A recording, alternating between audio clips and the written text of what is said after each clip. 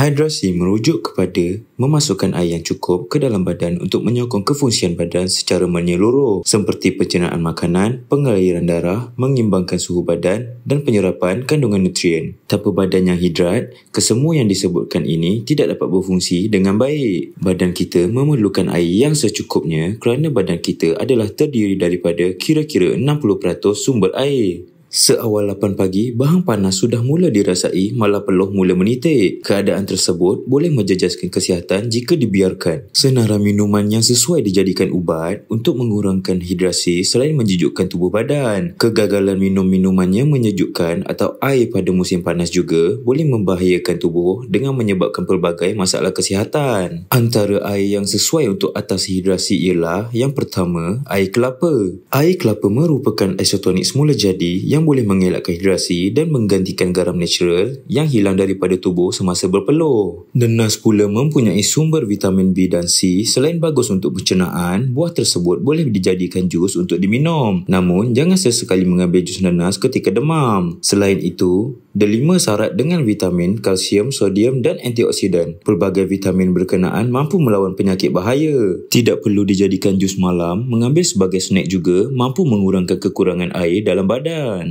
Selain itu, pengambilan minuman barley juga baik pada musim panas kerana bukan sahaja sedap, malah mampu menjejukkan badan. Rebus dan jadikan ia minuman, manakala biji barley pula boleh dimakan. Selain itu, buah kiwi banyak mengandungi vitamin C dan kalium. Walaupun sedikit masam, tetapi buah kiwi sangat baik kerana dapat meningkatkan darah dalam badan si peminum. Akhir sekali, pengambilan lemon bukan sahaja boleh mencairkan lemak tetapi dijadikan antibodi tambahan dan membantu mencerna makanan. Segelas air lemon segar bukan sahaja elak hidrasi, malah lemon juga kaya dengan vitamin C.